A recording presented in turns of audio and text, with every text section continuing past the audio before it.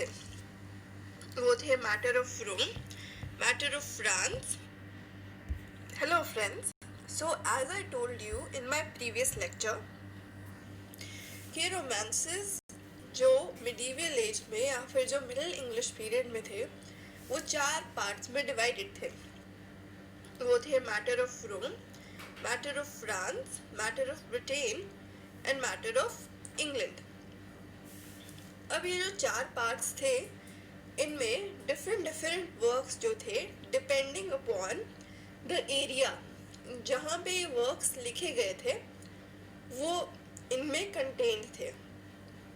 Like matter of रोम में वही सब वर्क्स थे जो रोम से रिलेटेड थे। देन मैटर ऑफ फ्रांस में और मैटर ऑफ ब्रिटेन में वो वर्क्स थे जो ब्रिटेन से या फ्रांस से लिंक्ड थे। तो सबसे जो मेजर इन सब में से मैटर था that was the matter of Britain. और अब इसको ही इसके जो वर्क्स थे that are considered to be the major romances of middle English period. और अब इन्हीं रोमांसेस को हम डिटेल में स्टडी करेंगे।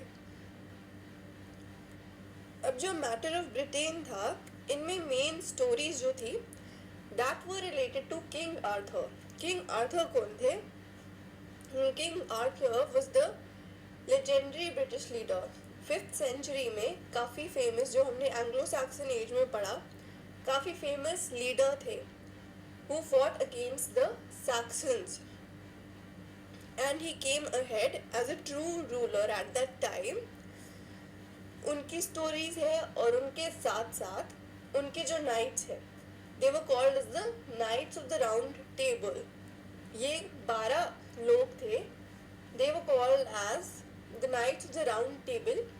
इनकी स्टोरीज थी जो मेंशन थी मैटर ऑफ ब्रिटेन में। और इसके साथ साथ कुछ और स्टोरीज थी like sir Gawain and the green knight and Morte d' Arthur. तो जो मेजर स्टोरीज थी मैटर ऑफ ब्रिटेन में they were of King Arthur and his Knights of the Round Table. And उसके साथ साथ कुछ और स्टोरीज थी like sir Gawain and the green knight, Morte d' Arthur and और थोड़ी स्टोरीज थी जिनके बारे में हम आगे बताऊंगी आपको। Now there is this very famous story of Sir Gawain and the Green Knight। ये स्टोरी कहाँ पे सेट है? द स्टोरी इज सेट इन कैमेलॉट। कैमेलॉट में सर आर्थर का एक पैलेस था और न्यू ईयर्स डे पे ये स्टोरी शुरू होती है जब किंग आर्थर के आसपास उसके सब नाइट्स हैं and he is sitting over there. वो सब लोग डिस्कशन कर रहे हैं और उस टाइम पे एक एल्डरली लेडी वहाँ पे प्रेजेंट है, उसके बारे में बताया जाता है। And then there is this queen of King Arthur जिनका नाम है गुइनवेयर। गुइनवेयर भी वहाँ पे प्रेजेंट है। तो उस टाइम पर एक बड़ा सा हॉर्स पे नाइट आता है और उसका नाम होता है ग्रीन नाइट।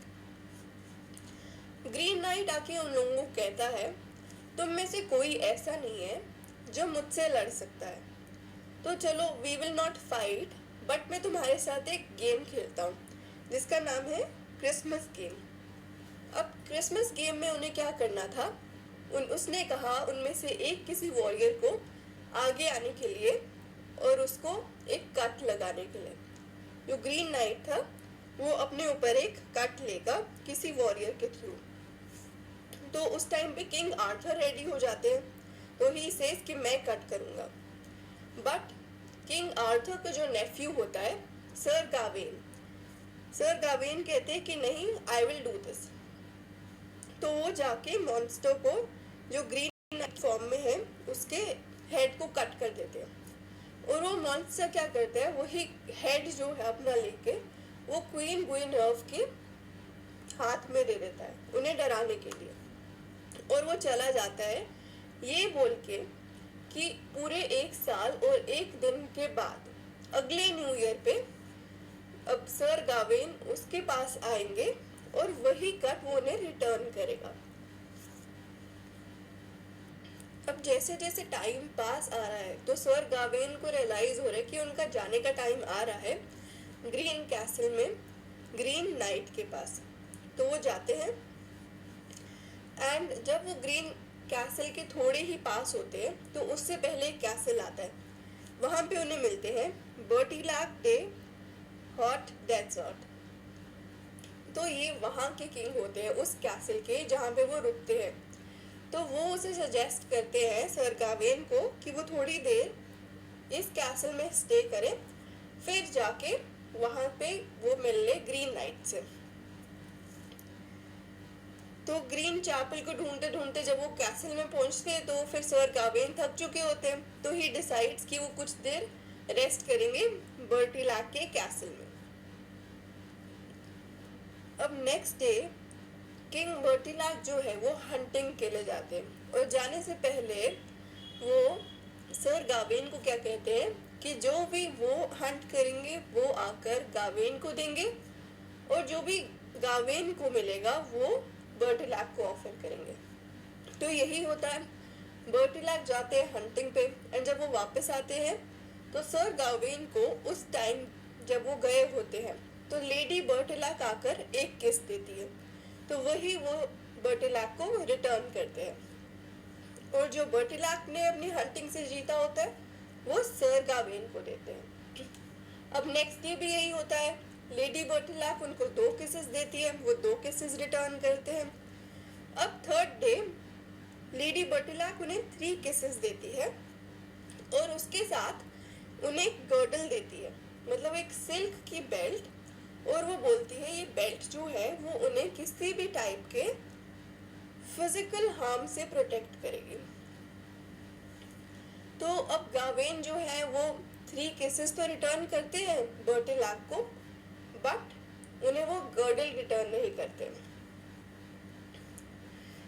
तो अब जब वो निकल जाते हैं कैसल से, वहां पे उन्हें ग्रीन नाइट फाइनली मिलता है, और वो ग्रीन नाइट को बोलते हैं ओके तुम मुझे वो जो ब्लो तुमने देना था मुझे वो दे सकते हो। तो ग्रीन नाइट उन्हें हल्का सा नेक पे कट देता है, और उसके बाद वो अपनी ट्रू आइडेंटिटी रिवील करता है उनको कि वही बर्टिलैक था। जो ग्रीन नाइट था ही वॉज बर्टिलैक हिमसेल्फ। और वो बोलते हैं कि अच्छा ये प्लान उन्होंने डिवाइस किया था along with king Arthur, and वहाँ पे जो एल्डरली लेडी के बारे में मैंने आपको बताया था, जब ये ग्रीन नाइट कैसल में गए थे उस टाइम पे वहाँ पे एक एल्डरली लेडी थी, वो एक्चुअली थी विच थी, एक चुड़ैल थी जिनका नाम था मॉर्गन ले फे। उन्होंने किंग आर्थर के साथ मिलके ये पूरी प्लानिंग की थी ताकि वो अपने नाइट्स को टेस्ट कर सके, Arthur to test his knights, और क्वीन गुइनेफ को डरा सके। इस चीज के लिए किंग आर्थर ने पूरा प्लान बनाया था।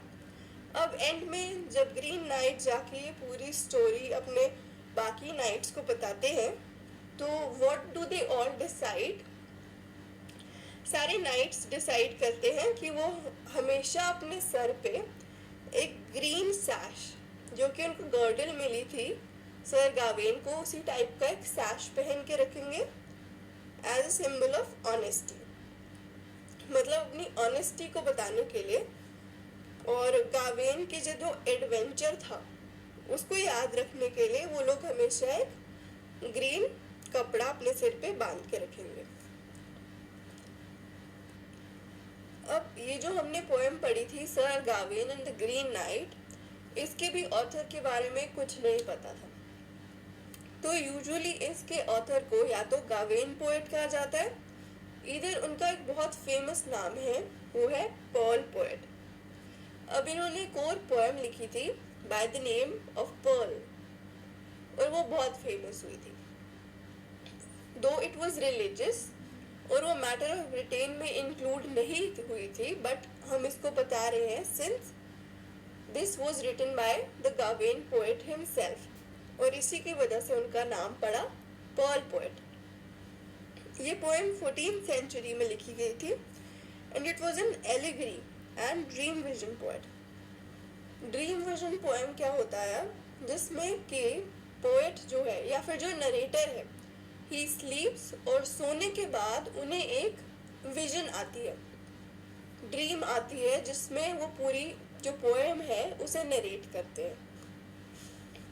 So this was the poem about a person जिनकी डॉटर की डेथ हो चुकी है. अब वो फादर जो है एक दिन सोते हैं और सोने के बाद उन्हें अपनी डॉटर पर्ल नजर आती है ड्रीम में अपनी, और वो बोलते हैं कि वेयर आर यू नाउ, तुम क्यों नहीं हो मेरे पास. तो द डॉटर रिप्लाइज कि अब वो हेवन में है और वो she is like an important person to Christ now. अब वो क्राइस्ट के पास है और उनके लिए एक बहुत ही इम्पॉर्टेंट पर्सन है. ये पोएम जो है ये 3 पार्ट्स में डिवाइडेड है, प्रोलॉग, डायलॉग एंड एपिलॉग. पहले एक प्रोलॉग दिया है राइटर ने, देन डायलॉग दिखाया गया है पर्ल के बीच में और उनके फादर के बीच में, देन एंडिंग में एक एपिलॉग है. अब ये जो पोएम है वो एक एलिगरी है. सो एलिगरी क्या होता है? एलिगरी एक ऐसा वर्क होता है जिसमें एक हिडन मीनिंग होता है. सो थ्रू दिस पोएम जो नरेटर है वो कुछ बताना चाहते हैं. So as this poem is divided in 3 parts, तो प्रोलॉग में पहले जो नरेटर है वो सोते हैं और उसके बाद उन्हें कैसे ड्रीम आती है वो बताया गया है. देन सेकंड पार्ट में डायलॉग है between the daughter and the father, जिसमें डॉटर बताती है जब फादर सैड है तो उसे कंसोल करती है कि यू डोंट बी सैड, कि अब मैं सेफ हाथों में हूँ, मैं क्राइस्ट के पास हूँ. और फिर थर्ड पार्ट में जो है डॉटर उन्हें बताती है एक होली सिटी के बारे में, जेरूसलेम, जहाँ पे एक नया टेम्पल बनने वाला है. That would be devoted to God, God के लिए एक नया टेम्पल बनेगा. तो उस रिलीजियस प्लेस के बारे में बताती है. और जो नरेटर है वो सर क्वेश्चन करते हैं एपिलॉग सेक्शन में about this new place. So this is it. This was a 14th century poem. Allegory थी, एलिगरी मीन्स एक हिडन मीनिंग होता है. ड्रीम विजन पोएम थी, बहुत इंपॉर्टेंट. एंड देन जो फादर है वो अपनी डॉटर जो है पर्ल, उसके लिए ही इज़ वेरी सैड और उसे वो ड्रीम में देखते हैं.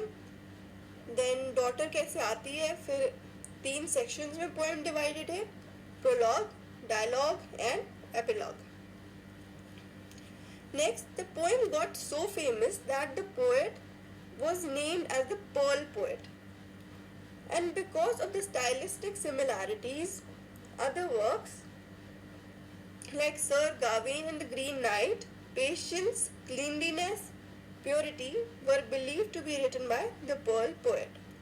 Now, Pearl poem और Sir Gawain and the Green Knight कैसे माना गया कि ये दोनों सेम ही राइटर ने लिखी है?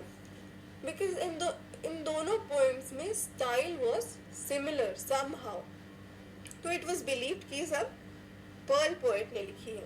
उसी तरह से पेशेंस, क्लीनलीनेस, प्योरिटी, उनका भी स्टाइल सेम था, तो these were believed to be written by the Pearl poet. The next important work in this section is Le Morte D Arthur, या फिर इसे इंग्लिश में कहते हैं the death of the Arthur. ये क्वेश्चन एक बार नेट एग्जाम में आया भी था कि ले मोर्टे डी आर्थर का क्या मीनिंग है. So it is important, it means the death of the Arthur. तो इट वॉज प्रिंटेड इन 1485 और ये कैक्सटन प्रेस के थ्रू पब्लिश हुई थी. That was started by William Caxton himself. और ये स्टोरी है जो 8 पार्ट्स में डिवाइडेड है और इसमें डिस्कस करता है राइटर. हमारे राइटर है थॉमस मैलरी. थॉमस मैलरी ने लिखा था ये वर्क ले मोर्टे डी आर्थर, और इसमें ये डिस्कस करते हैं about the rise and fall of King Arthur. King Arthur का कैसे बर्थ हुआ, देन किस तरह से 8 पार्ट्स में वो बताते हैं उन्होंने क्या क्या अपनी लाइफ में किया, एंड देन 8th पार्ट में tells about the death of King Arthur. It narrates the story of formation of Knights of the Round Table and rise and fall of King Arthur. Okay.